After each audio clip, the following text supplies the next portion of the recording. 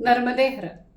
नर्मदा परिक्रमा एक विलक्षण अनुभूति के 82वें भाग में मैं डॉक्टर सुरुचि अग्निहोत्री नाइक आप सभी का स्वागत करती हूँ।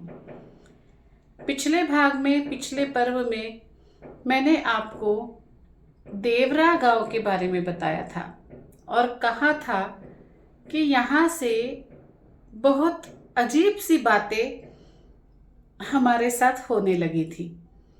वो कैसी, आज सुनते हैं। जोगी टिकरिया से हम आगे चलने लगे। मैया जी के उस पार डिंडोरी शहर दिख रहा था और इस पार हम पैदल पैदल चलते जा रहे थे।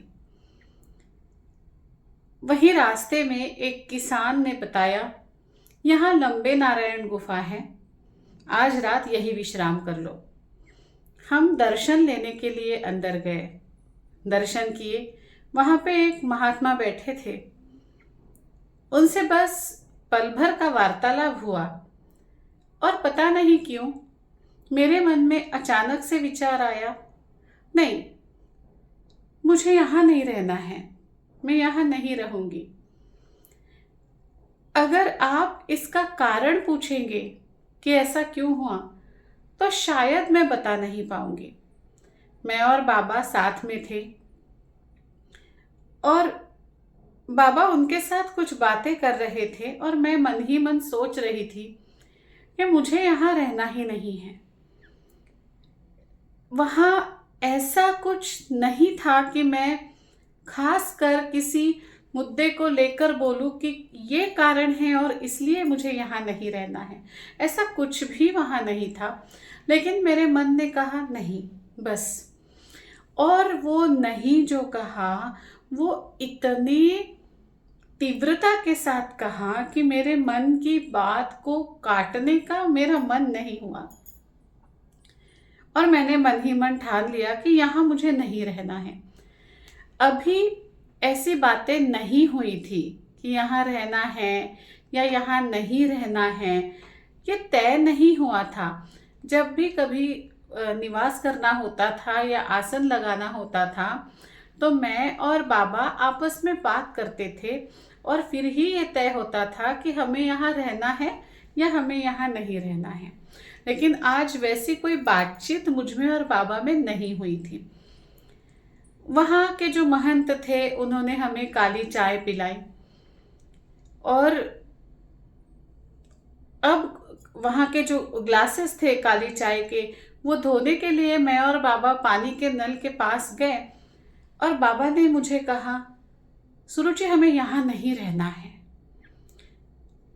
पता नहीं मैं ऐसे क्यों कह रहा हूँ, मुझे कोई कारण समझ में नहीं आ रहा है, लेकिन मेरा मन कह रहा है कि हम यहाँ नहीं आसन लगाएंगे, हम आगे जाएंगे। अभी समय भी है, हम आगे जा सकते हैं। बिल्कुल जैसे के तैसे शब्द, जैसे के तैसे मन की तीव्रता से आने वाले विचार, और कारण दोनों को ही पता नहीं, लेकिन बात तो तय थी। जब हम दोनों को ही वहां आसन नहीं लगाना था तो हमें आगे जाना ही था। हम आगे चलने लगे। आगे जैसे ही गांव के तरफ जाने लगे, उसके पहले एक छोटा सा नाला आता है। उसके किनारे 5-10 मिनट हम बैठे थे और बैठ के हम ऐसे सोच रहे थे, मैं ऐसा सोच रही थी कि कितनी अलग जिंदगी है। मैया के इस पार की दुनिया कितनी अलग है, मैया के उस पार की दुनिया कितनी अलग है। वातावरण बहुत ही शांत था, प्रसन्न था, उत्साह देने वाला था। लेकिन मैया मानो एक रेखा की तरह थी, जीवन के इस पार की रेखा और जीवन के उस पार की रेखा। जीवन नहीं कह सकते हैं, कुछ ऐसा था जो 2 भागों में बट रहा था। एक भाग बहुत ही चंचल, उलझा के रखने वाला अनुभव, कुछ ऐसा मन को हो रहा था कि उसे मैं दूर से ही देखूं, और एक भाग बिल्कुल सुलझा हुआ, शांत, जहां शांतता तो थी लेकिन दुख नहीं था। कुछ आनंद था, लेकिन उसका कारण नहीं था। खुशी थी, सुख सा लग रहा था, लेकिन वो क्यों लग रहा है या किस वजह से लग रहा है, ऐसा कुछ पता नहीं चल रहा था। अपने आप में मैं और बाबा दोनों ही बहुत खुश थे। और मैंने बाबा से कहा, बाबा कितना अच्छा लग रहा है ना, ऐसा लग रहा है यहीं रुक जाए। और बाबा ने मुझसे कहा, ऐसा क्यों हो रहा है? मैंने कहा, क्या? बाबा ने कहा, मैं भी तुझे अभी यही बोलने वाला था। कैसा लग रहा है ना, यहाँ रुक जाए, लेकिन हमें ये नाला पार करके गांव के पास तो जाना पड़ेगा, यहाँ तो कुछ रुकने के लिए है नहीं। और फिर हम दोनों ने ही एक साथ कहा, हाँ बस गांव में जाते ही हमें आसन लगाने की जगह मिल जाएगी। हम दोनों ने एक साथ कहा, गांव में जाते ही हमें आसन लगाने की जगह मिल जाएगी। बाबा ने कहा, तीसरे चौथे घर में हमें बुला लिया जाएगा, हमें आवाज दी जाएगी। और मैंने कहा, हाँ बस ये 2-4 घर दिख रहे हैं ना, वहीं से किसी घर से हमें आसन लगाने के लिए बुलाएंगे। फिर वही बात, अभी के अभी ये तीसरी बार हो रहा था। हम आगे चलने लगे और 2-3 घर हमने पीछे छोड़े होंगे। चौथे घर से गिन के, हाँ गिन के, बिल्कुल गिन के चौथे घर से आवाज लगाई, मैया जी, बाबा जी, यहाँ आ जाइए, चाय पी के जाइए। हमने सोचा कि हम सोच रहे थे यहाँ हमें आसन लगाने का मौका मिलेगा, पर माता जी तो चाय के लिए बुला रही है। कोई बात नहीं, हम वहाँ गए, हमने चाय पी। अब 4-4:30 होने को आए थे, हमें आगे अब आसन लगाने के बारे में सोचना था। और चाय पी के हम उठने ही वाले थे तो माता जी ने पूछा, बाबा जी कहाँ रहोगे? तो हमने कहा, बस अब देखते हैं कहाँ रहना है। तो माता जी ने बोला, यही रुक जाओ ना हमारे पास। और हम दोनों एक दूसरे की तरफ देखने लगे, ये क्या हो रहा है? फिर वही, जैसे हमारे मन में विचार आया था वैसे ही हुआ और हमें वहां पे रहने के लिए बुला लिया गया। हमने वहां पे देखा तो 2 ही रूम थे, एक सामने वाला रूम था और एक किचन था। छोटा सा घर था और घर में लोग कई सारे दिख रहे थे। 2 महिलाएं, 2 परिवार शायद वहां पे रह रहे थे। और फिर चाय पीते पीते मैं सोच रही थी, क्या आपको बार बार मांसपेशियों में ऐंठन या अनियंत्रित झटके महसूस होते हैं? ये डिस्टोनिया हो सकता है। ये एक न्यूरोलॉजिकल स्थिति है जिसमें शरीर की गति असामान्य हो जाती है। तज्ञ हेल्थ केयर लाया है टिश्यू सॉल्ट थेरेपी, एक सौम्य, प्राकृतिक, प्राचीन और प्रभावशाली उपाय। इससे नसों में खनिज संतुलन ठीक हो जाता है, स्नायुओं की कार्यक्षमता को टिश्यू सॉल्ट थेरेपी स्थिर करती है और दर्द और असहजता को कम करती है। टिश्यू सॉल्ट थेरेपी एक अति प्राचीन चिकित्सा पद्धति है जिसके कोई साइड इफेक्ट नहीं होते। ये संपूर्णतः नैसर्गिक और सुरक्षित है, जो छोटे बच्चों को, गर्भवती महिलाओं को और वृद्धों को भी दे सकते हैं। टिश्यू सॉल्ट थेरेपी में किसी भी केमिकल का प्रयोग नहीं किया जाता है, इसलिए यह संपूर्णतः नैसर्गिक और सुरक्षित है। टिश्यू सॉल्ट थेरेपी से हर बीमारी का नैसर्गिक इलाज संभव है। आपको कोई भी समस्या हो और आप नैसर्गिक इलाज, नैसर्गिक समाधान चाहते हो तो टिश्यू सॉल्ट थेरेपी से अपना इलाज कराएं। संपर्क करें तज्ञ हेल्थ केयर डॉक्टर सुरुचि अग्निहोत्री नाइक। नंबर है 9823653511। धन्यवाद। कि घर छोटा है, हम यहाँ रहेंगे तो घर वालों को शायद परेशानी हो सकती है और नहीं बोल सकते, क्योंकि उन्होंने इतने प्यार से हमें यहाँ रुकने के लिए कहा है, अब क्या किया जाए। और मैं सोच ही रही थी कि बाबा ने मुझसे कहा, "कागा यांचं घर जरा लहान वाटतं ना, इनका घर थोड़ा छोटा लग रहा है ना, कैसे रहेंगे हम यहाँ पे, घर वालों को तकलीफ होगी। एक काम करते हैं, हम आंगन में आसन लगा लेते हैं।" फिर एक बार वही हुआ, जो मैं सोच रही थी वही बाबा सोच रहे थे। और हम उठ के आंगन में आए, देखने लगे कि आंगन में कहाँ आसन लगाना है। और देखते ही देखते रास्ते के उस पार एक घर हमें दिखा जो बंद था। और मेरे मन में विचार आया कि ये सामने वाला घर तो बंद ही है, अगर ये खुल जाए तो हम भोजन यहाँ पा लेंगे और आसन वहाँ लगा लेंगे, तो घर वालों को भी परेशानी नहीं होगी। मैंने ये सोचा ही था और बाबा ने कहा, "वो सामने वाला घर देख रही हो, क्या सोचती हो?" हम फिर हंस दिए। ये आज क्या हो रहा था? अच्छा, अब तो ऐसा हुआ कि इस बार सिर्फ हम दोनों के मन में ये विचार नहीं आए। जो माताजी थी ना, जिन्होंने हमें चाय पे बुलाया था, वो भी बाहर आ गई और वो एकदम से बोल पड़ी, "बाबा जी, वैसे मैं सोच रही हूँ कि मेरा घर थोड़ा सा छोटा है, तो अगर सामने वाला घर आपको खोल दूँ तो आप आसन वहाँ लगा लोगे, भोजन यहाँ पे प्रसादी पा लेना।" अब ये क्या है? जो चीज़ मैं सोच रही थी, जो चीज़ बाबा सोच रहे थे, वही चीज़, बिल्कुल बिल्कुल वही चीज़ उन माताजी ने बोली। लेकिन हम खुश थे कि अब उस घर के लोगों को एडजस्ट नहीं करना पड़ने वाला था। माताजी ने कहा, वैसे तो घर बंद पड़ा है, लेकिन मैं सामने वाले रूम की साफ सफाई करा देती हूँ।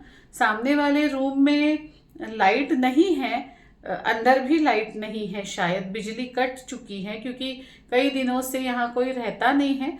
लेकिन हाँ, जब हमारे यहाँ मेहमान आते हैं तो दिन में बैठने के लिए और हम ये घर यूज़ कर लेते हैं, तो यहाँ पे आप आसन लगा सकते हो और मैं साफ सफाई करा देती हूँ। और एक आपको दिया दे देती हूँ, जो लैंप होता है, लालटेन जिसे कहते हैं। वहाँ पे एक पानी का ड्रम आपके लिए भरा देती हूँ और आप यहाँ पे विश्राम कीजिए। पंखे की तो ज़रूरत ही नहीं थी, मौसम अच्छा ठंडा था। मच्छर वाली अगरबत्ती उन्होंने दे दी थी। हमने कहा, बहुत अच्छी बात है, ये तो बहुत अच्छी सुविधा हो गई। और एक छोटा लड़का था, वो हमारे साथ लालटेन लेके अंदर आया, माचिस वगैरह उसने रखी, साफ सफाई कर दी और हम बाहर ही खड़े थे, वो अंदर गया। ये सब बातें होते होते शाम होने लगी, थोड़ा सा अंधेरा हो गया। मैं अभी तक अंदर नहीं गई थी और बाबा भी नहीं गए थे। हम उस घर के आंगन में खड़े थे और वो जो एक लड़का था, वो साफ सफाई कर रहा था। उसने दरी बिछाई, हमारे पास अपनी शीट भी थी, अपना ओढ़ना बिछौना हमारे पास था और उसने पानी का ड्रम भरा। और फिर इतना प्रसन्न वातावरण था ना कि मुझे बहुत अच्छा लग रहा था। और ये जो सारी चीज़ें हो रही थी, आश्चर्य तो हो रहा था कि ऐसा क्या हो रहा है, लेकिन उसके साथ साथ ये भी पता चल रहा था कि ये जो हो रहा है ना, उसमें भी हमें आनंद आ रहा है। मैं शायद शब्दों में नहीं बता पाऊंगी कि, लेकिन ऐसा हर चीज़ में मानो आनंद की कलियां खिल रही हो, ऐसा लग रहा था। और जब ऐसा होता है ना, तो जब मेरा मन बहुत ही शांति के साथ, आनंद के साथ होता है, तब मैं हनुमान चालीसा बोलने लगती हूँ। पता नहीं है हनुमान चालीसा का और मेरे मन का क्या रिश्ता है।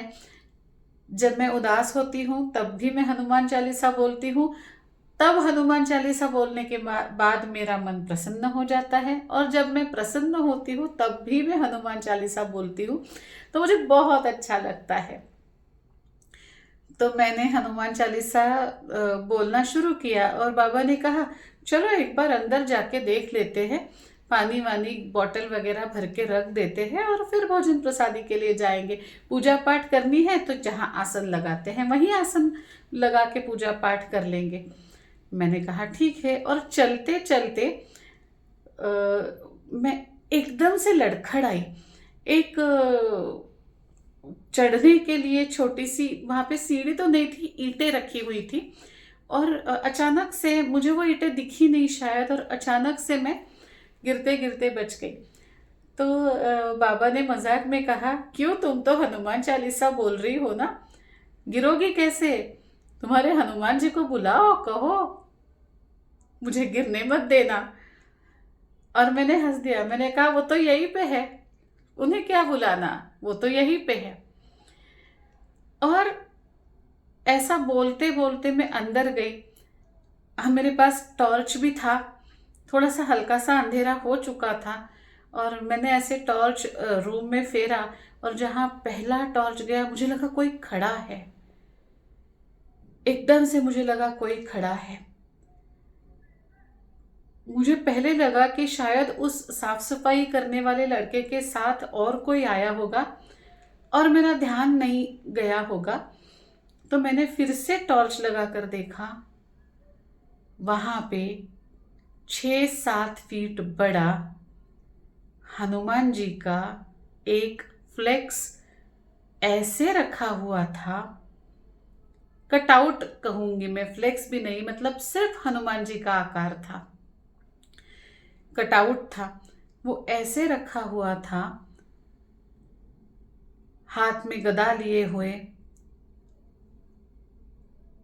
मानो जैसे वो कहीं किसी ने उन्हें बुलाया हो और वो जाने के लिए निकल पड़े हो, एक कदम आगे एक कदम पीछे इस तरह से, और बोल रहे हो संकट है मुझे बताना, मैं आ रहा हूं।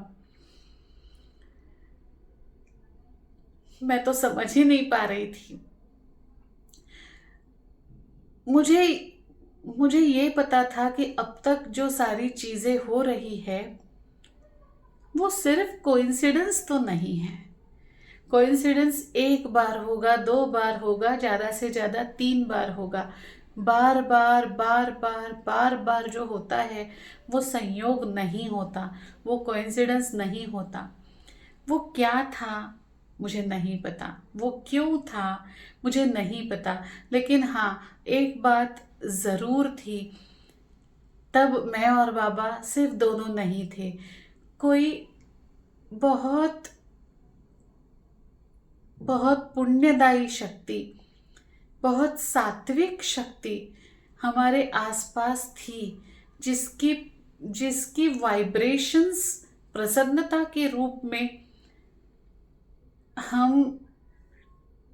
हम फील कर पा रहे थे, हम समझ पा रहे थे।